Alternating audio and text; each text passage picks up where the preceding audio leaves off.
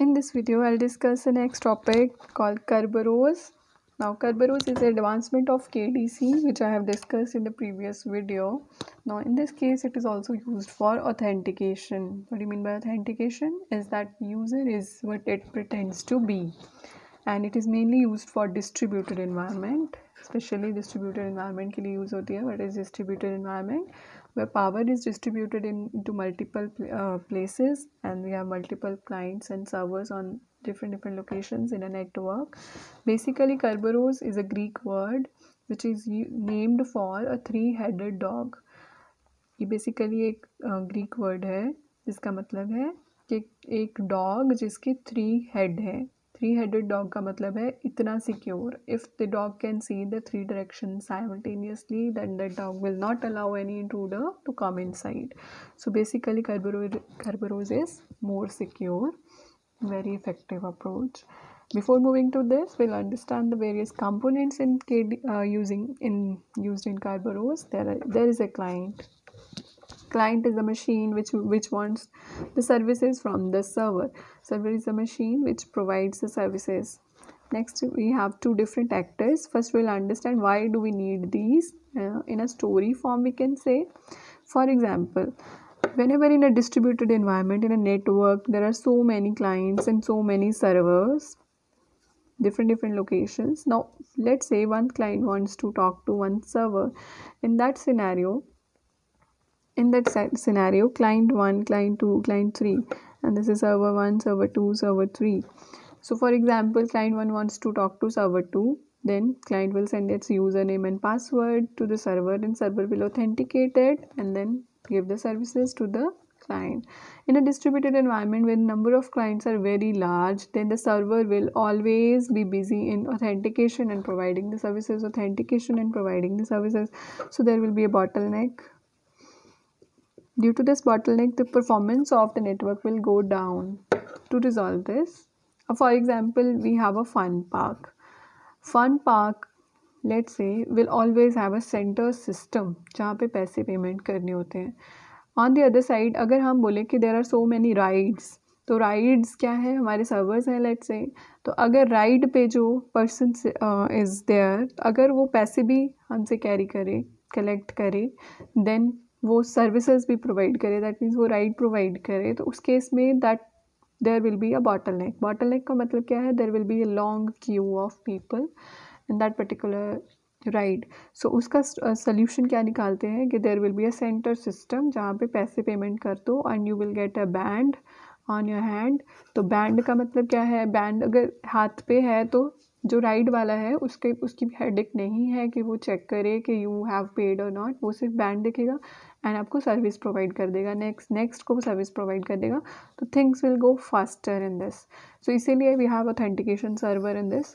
अब इस केस में हमने सर्वर का जो हेडेक है उसको कम करने के लिए नया सर्वर अपॉइंट किया है, एक नया पर्सन जिसका काम सिर्फ ऑथेंटिकेशन करना है, जिसका काम ये चेक करना है कि यूज़र नेम करेक्ट है, पासवर्ड करेक्ट है.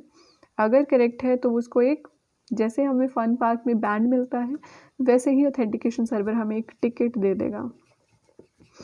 वो टिकट हम सर्वर को दिखाएंगे और सर्वर हमें सर्विसेज दे देगा. अब उस केस में भी फिर से एक प्रॉब्लम आई थी. अब उस केस में क्या है, लेट्स से ऑथेंटिकेशन सर्वर ने आपको एक राइड की टिकट्स दे दी.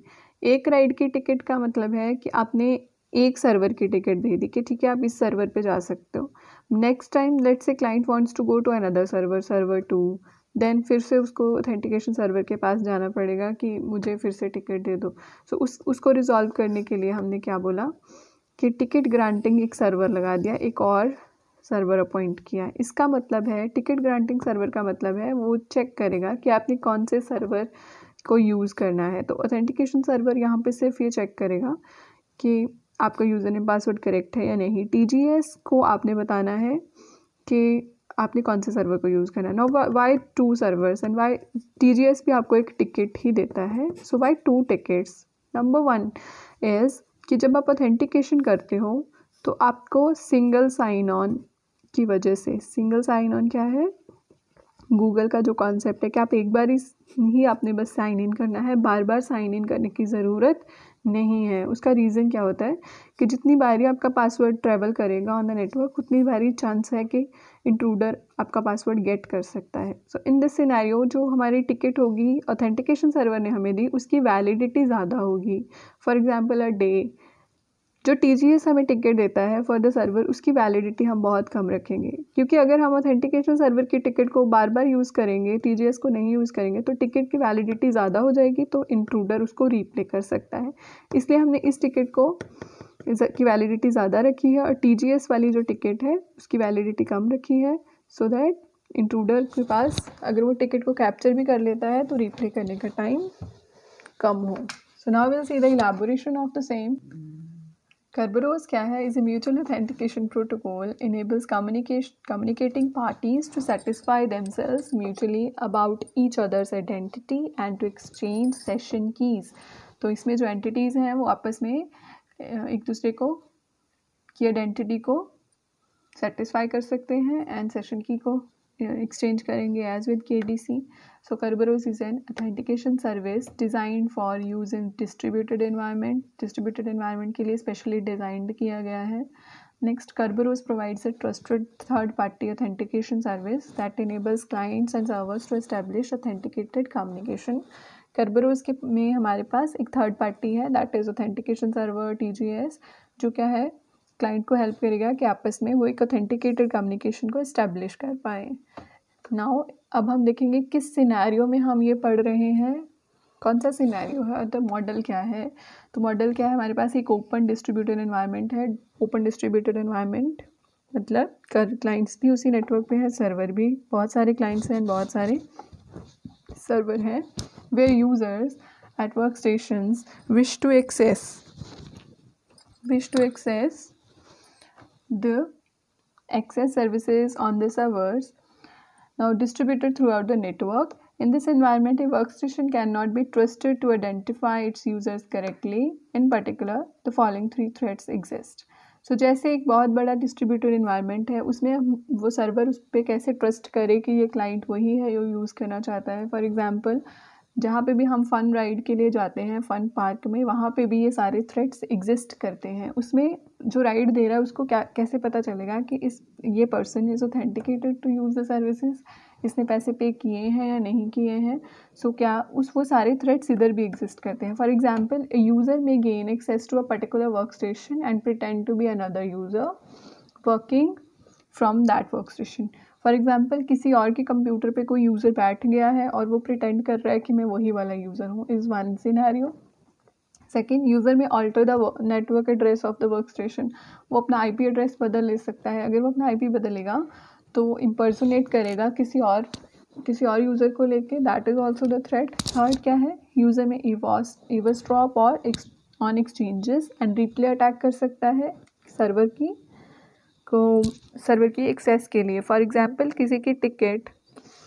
किसी के बैंड को यूज़ करके जो यूज़र है, कोई थर्ड पार्टी है, वो ट्राई कर सकती है कि मैं ऑथेंटिकेटेड सर्वर लगूं और मैंने पे कर दिए हैं। कोई सेम बैंड भी जनरेट कर सकता है। So all those things are also exist here. So in this scenario ये बहुत इजी हो जाएगा इंट्रूडर के लिए कोई भी सर्विस को गेन करना। सो Kerberos क्या है, Kerberos ने उसका सोल्यूशन किया है। कैसे? Now there are some parties involve in this case. Kerberos first thing है कि सिर्फ सिमेट्रिक की इंक्रिप्शन को यूज़ करता है, पब्लिक की इंक्रिप्शन को यूज़ नहीं करता है।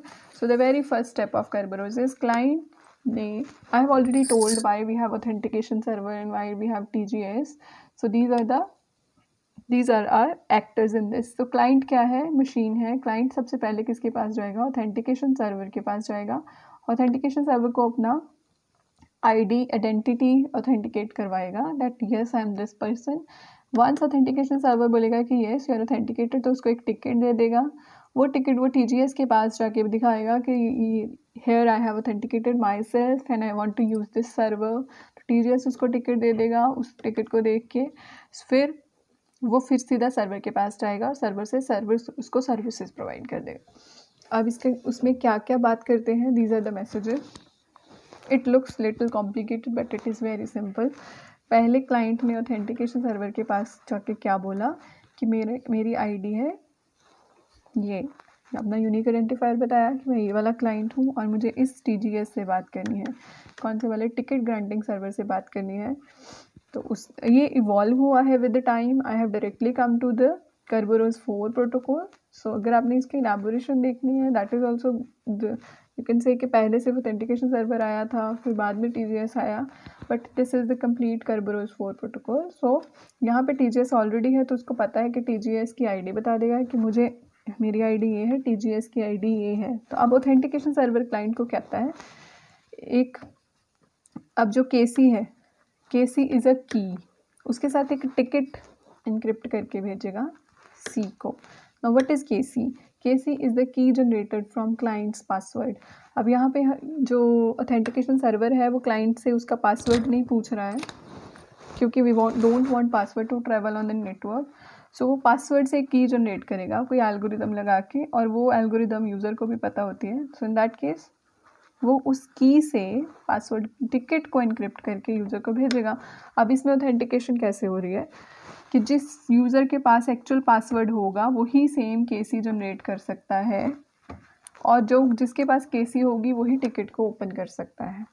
क्लियर? टिकट में क्या है I will tell later. First next क्या है, C जो है फिर वो TGS के पास गया, क्लाइंट अब दूसरे एक्टर के पास आया कि मेरी आईडी ये है, मैं इस सर्वर से बात करना चाहता हूँ। यहाँ पे V का मतलब है सर्वर, और टिकट TGS कौन सी, जो ऊपर से उसने ओपन किए हैं टिकट TGS को सेम उसने भेज दिया। अब टिकट TGS कौन ओपन करेगा? अगर उसके पास पासवर्ड है, दैट मीन्स TGS को पता है कि ये एक्चुअल यूज़र ही है।